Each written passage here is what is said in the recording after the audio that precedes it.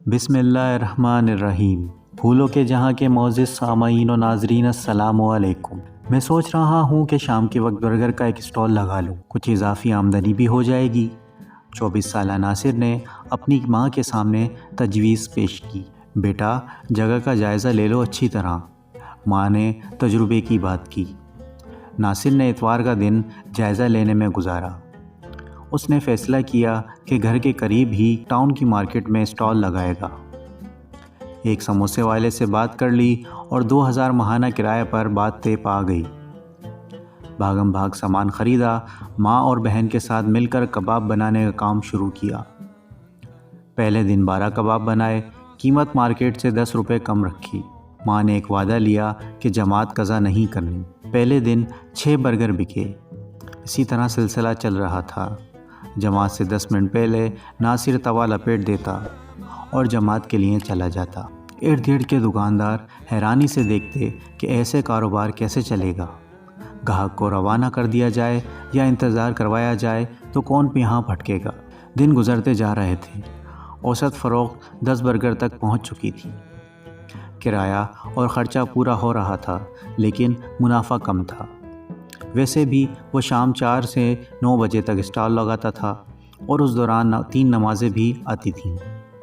ایک دن مغرب کے وقت وہ توا لپیٹ رہا تھا کہ اچانک ایک 12 سالہ لڑکا آیا اور اکٹھے 6 برگر کا آرڈر دے دیا۔ یہ اس کی دکانداری میں پہلی دفعہ اکٹھے 6 برگر کا آرڈر آیا۔ ایک لمحے کو کمزور ہوا، لیکن فوراً ہی دل مضبوط کر کے کہا، جماعت کا وقت ہے، اس کے بعد بنا دوں گا۔ لیکن وہ لڑکا اپنے گھر والوں کے ساتھ وہاں سے چلا گیا۔ تھوڑا سا دل میلا ہوا، لیکن وہ سر جھٹکتے ہوئے جماعت کے لیے روانہ ہو گیا۔ واپسی پر موہوم سی امید تھی کہ شاید وہ آرڈر موجود ہو، لیکن ایسا نہ تھا۔ سموسے والا بھی اسے سمجھا رہا تھا کہ اس طرح کیسے دکانداری چلے گی۔ وہ خاموشی سے اس کی بات سنتا رہا۔ اتنے میں گاہک آنا شروع ہوئے۔ شام 7 بجے تک 8 برگر فروخت ہو چکے تھے اور ساتھ ہی برگر بن ختم بھی ہو گئے تھے۔ اس نے فون کیا تو برگر بن والے نے آدھے گھنٹے کے لگ بھگ پہنچنے کا کہا۔ اتنے میں باہر گاڑی رکی اور وہی 12 سالہ بچہ نمودار ہوا۔ اس کو دیکھ کر ہلکی سی خوشی ہوئی، لیکن وہ خوشی برگر بن ختم ہونے کی وجہ سے تحلیل ہو گئی۔ اس دفعہ لڑکے نے 6 کے بجائے 10 برگر کا آرڈر دیا۔ اس نے آدھے گھنٹے کا بتایا۔ بچہ واپس جانے ہی لگا تھا کہ اچانک برگر بن والا سوزوکی کیری ڈبہ دکان کے سامنے رکھ گیا۔ کہاں آدھا گھنٹہ اور کہاں فوری پہنچنا۔ ناصر کے چہرے پر ایک دلکش مسکراہٹ تیر گئی اور اس نے ایک عجیب توانائی محسوس کرتے ہوئے بچے کو آواز دی کہ گاڑی آ گئی ہے۔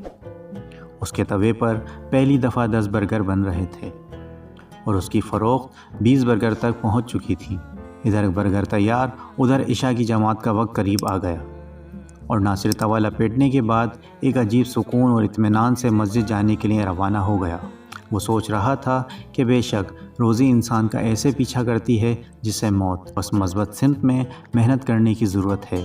ساتھ ہی اسے ماں کی کہی ہوئی بات یاد آ گئی، بیٹا سونے کا بھی فائدہ ہو رہا ہو، لیکن اللہ کا حکم آ جائے تو وہ فائدہ چھوڑ دو۔ آج اس کا اسٹال معیار اور ذائقے کی وجہ سے مشہور ہو چکا ہے۔ ایک ملازم بھی ہے، گاہک اس کی جماعت کی عادت سے بخوبی واقف ہیں، اسی لیے اس حساب سے برگر اسٹال پر آتے ہیں۔ اور حی علی الصلاۃ، حی علی الفلاح کی صدا پر ناصر کے ہاتھ خود ہی سامان سمیٹنا شروع ہو جاتے ہیں۔ تو دوستوں، امید ہے آپ نے آج کی تحریر سے بہت کچھ سیکھا اور سمجھا ہوگا۔ اللہ ہمیں 5 وقت کا نمازی بنائے اور باجماعت نماز پڑھنے کی توفیق عطا فرمائے۔ انشاءاللہ نیکسٹ ویڈیو میں پھر آپ کے سامنے حاضر ہوں گے۔ تب تک اپنا بہت بہت خیال رکھیے گا۔ اللہ حافظ۔